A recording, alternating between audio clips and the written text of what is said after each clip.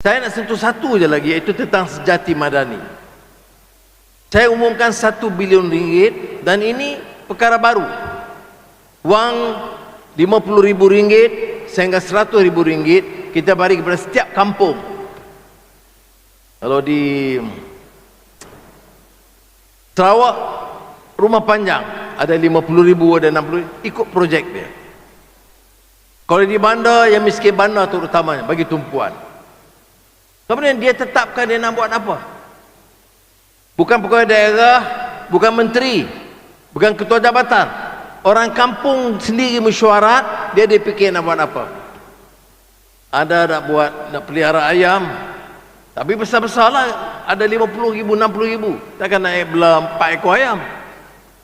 Ada di Tanjung Malip, saya pergi baru-baru ini, dengan wang itu orang kampung mesyuarat, dia kata kita nak beli drone. Jadi saya pergi, saya tengok di Tanjung Malip, apa hal ni, satu drone agak kecil, satu lagi kampung drone agak besar. Saya dah bimbang, ni takut membazir nanti. Maknanya jangan kita pandang ringan. Kadang-kadang orang kampung itu pun dah cerdik. Kita ingat saya tak tahu drone ni, rupanya dia lebih pandai drone daripada ramai kita di bandar.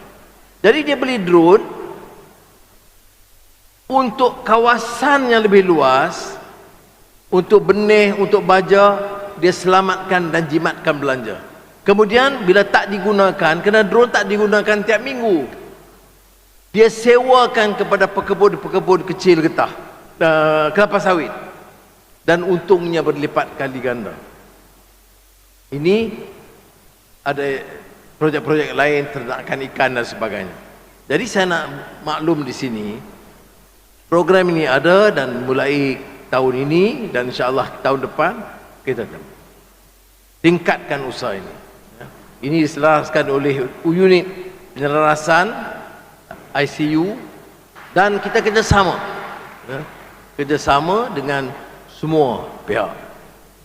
Kemudian saya minta Datuk Seri Haji fikir satu hal lagi. Saya gunakan juga sistem kampung angkat ni, angkat madani.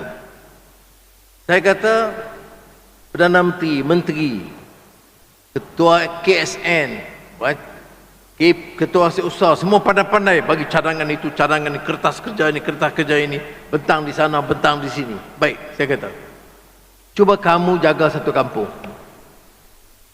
Jadi saya minta Perdana Menteri dengan KSU, Ketua Pengarah yang pandai-pandai ni semua, cuba kamu bagi cara macam mana, harus ekonominya harus begini, projek harus jalan begini, dan laporan sekian. Fahami pun bukan main dengan terang dalam komunikasi dia. Begini punya komunikasi, okey? Betul pandai ya. Ambil satu kampung, kamu jaga kampung itu. Jadi cara dia maknanya, bila kita buat begitu, kita baru tahu di bawah ni bagaimana. Masalah di kampung ni, saya sebut tadi mikrokosm satu negara. Keselamatan, ya. Ada kes curi, ya. Ada budak belia dadah, ya. Ada sekolah tercicir, ya. Ada tanda sekolah tak betul baik, ya. Semua ini sudah perhatikan, selesaikan masalah di kampung itu. Jadi saya harap kalau kerajaan negeri, maknanya bulan depan saya jumpa Saudara Datuk Seri Haji Ji, saya tanya kampung mana kampung angkat Haji Ji.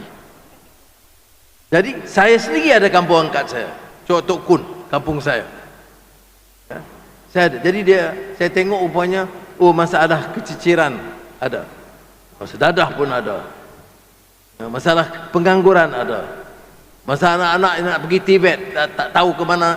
Semua kita perhatikan, minta seorang bantu dan selesaikan.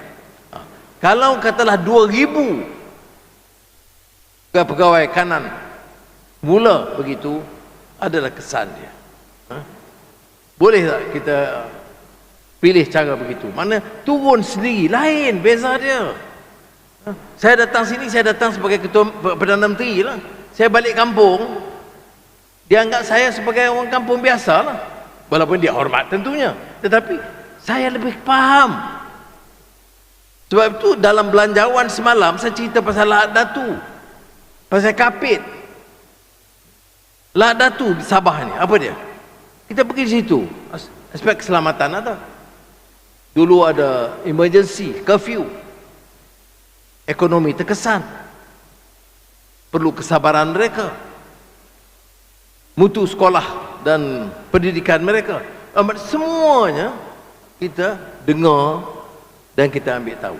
Nah, inilah dalam kebetulan ini program Bani Rakyat terakhir di Malaysia, ya, untuk tahun ini.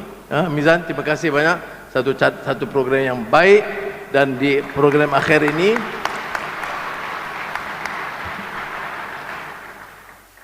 saya nak tekankan perkara itu tadi. Pertama, kita nak jadikan tumpu Sabah ini tentang blue economy. Jadi Ketua Menteri Blue Economy, jadi kita tumpu yang ini. Yang lain jalan, pertanian, peternakan, semua jalan.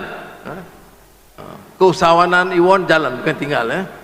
Nah, tetapi dalam blue economy ini kita ada fokus di mana rakyat Sabah faham, jentera Sabah itu melihat satu aspek yang baru yang perlu diberikan tumpuan. Dan yang kedua, saya cadangkan dan saya minta kalau boleh Ketua Menteri ambil tindakan susulan, semuanya pilih satu kampung sebagai ujian. Sebaiknya macam saya pilih kampung sendiri, jadi senang. Tapi ada pegawai dia pilih, tak ada syarat, pilih aja kampung sebagai kampung angkat. Dan sedikit perbelanjaan itu kita selaraskan.